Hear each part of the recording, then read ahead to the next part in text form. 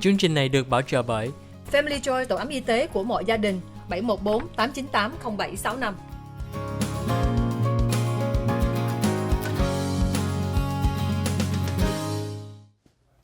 Hi, welcome back to the OC Health and Education Show on Little Saigon TV. We're going to continue our conversation about mental wellness, especially during the holiday season and holiday gathering. As you see today, I'm wearing my white coat. And you know, a lot of times when I go on the show, I wear my normal clothes. But I think today I want to remind the community that, you know, when we seek help, a lot of times people are looking at, you know, who can I trust, right? And people, when you wear a coat, for some reason, they trust you.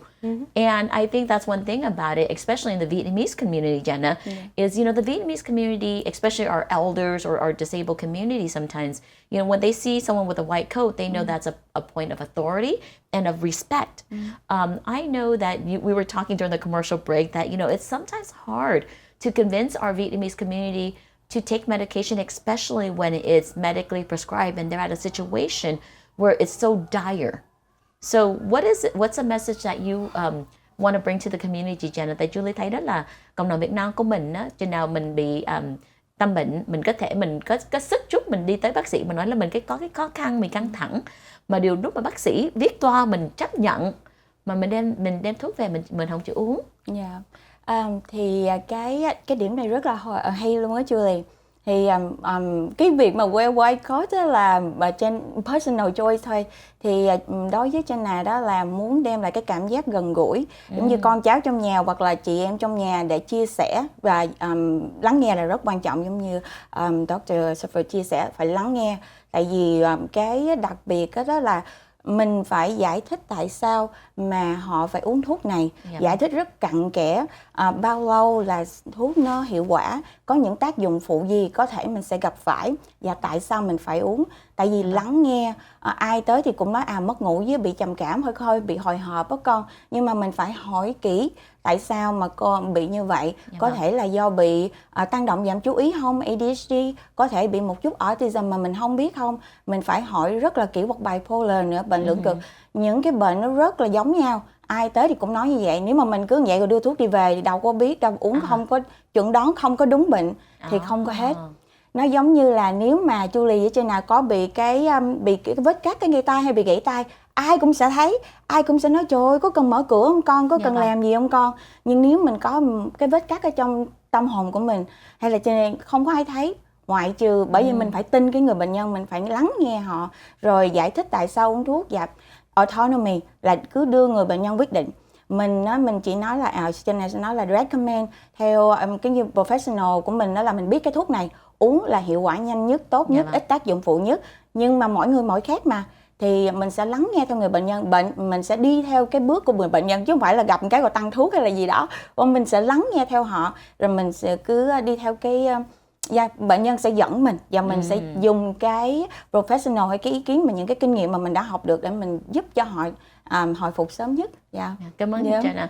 You know, Jenna was mentioning that, you know, the most important part of being a good clinician is being a good listener. Exactly. And, you know, listening to the patient's needs, being able to also understand what are some of the challenges and even the comorbidities. If there are so many different diagnoses coming, you know, on board, and the patient's presenting this to you, maybe the symptoms are all the same, you know, because there's a lot of crossover between the different disabilities. But I think when you have a clinician that really listens, that you trust also, I think that those are some of the ingredients it takes for the patient to feel comfortable enough to follow those medical prescription. Now, Dr. Jabri, I want to ask with you is that, you know, when you're working with an adult patient or with a patient that has autism or other disabilities, what are some of the differences and challenges that you see? Because, you know, when I work with a pediatric case for speech therapy, you know, we're playing because, you know, they don't want to think of that they're actually working. When we're working with a senior, we're really there to be a friend, to be a partner in their recovery. What is your approach as you work with a different population beyond the general population? Okay. So I work with two very specific populations, families of children who have autism or are autistic, and adults who are themselves learning about their diagnoses, that they are autistic, that they maybe have ADHD, Correct. that they are depressed, that they are anxious. So in these two specific populations, I really like to prioritize the partnership part. I am here whether you're a child, whether you're a family, whether you are an adult. I'm here as your partner, and we are discovering together. Okay. I am So they have an active role in their health recovery. And my job is to explain things in a way that you understand, and I will continue to explain and inquire if you have all the knowledge that you need right now to make any decision. Okay. And if not, how can I do better to give you more information? Especially when it comes to medication, I am stating the limitations of medication, stating the limitations even when the situation is dire, and not making false promises, explaining that side effects are part of the entire spectrum of things that will happen, and allowing the patient, the family, the child to partner with you and make the decision for themselves. That's what helps them the most. Well, thank you so much. Now, Jenna, Dr. Namis is mentioning that, that a partnership is really important. She specifically worked more with families who have kids with autism and adults with mental health needs. What is the specialty of Progeny that in the Westminster office specifically? So as Progeny giống như là một cái phòng khám đa khoa cho bên tâm thần gì đó. Thì và có cái tuổi cho trẻ em hay người lớn không? Dạ, có tùy theo cái người providers how comfortable hay là specialty của họ. Thì mình sẽ chẩn đoán coi bệnh nhân từ 6 tuổi cho tới bao nhiêu cũng được, lớn khi nào cũng được. So có, tại vì hầu như là từ nhỏ thì có những cái bệnh mà cũng như là hoặc là trường hoặc là có trẻ em hơi là chậm học hơn rồi refer từ trường hay counselor tới, cho tới những người work làm việc giống như mình hay teenager, hoặc là có gia đình rồi gây divorce hay gì đó, rồi depression, anxiety cũng chữa luôn. Rồi lớn hơn một chút xíu nữa, hoặc là mình có diagnosis, ví dụ như là cancer cũng vậy, comorbidity chắc chắn là bị trầm cảm, thì đến với tụi So you have a really wide scope of practice. Yes. I was just asking Jenna, at Progeny, what is their focus? And she says that basically from 6 years old and on, and just an array of impact, because we know that mental health is not because of a weakness, but really it's about lifestyle and then things that happen in your life that impacts you. So whether it could be grief, losing someone, especially even having lost someone during COVID. I know many people are not having those members at the holiday season, or when there's a divorce and a change in the dynamics of the family gathering, because even divorces even change our friendship gatherings. Can I invite this person, or this person is coming, right? So I think the holiday gathering does present a lot of challenges. But I think what our show hopefully today is to remind people that, maintain your health, maintain your happiness, and maintain your peace. And if you do have those challenges, then maybe reach out to some professional help. And again, it's on your terms. What are you ready for? Maybe it's someone to talk to. Maybe it's medication.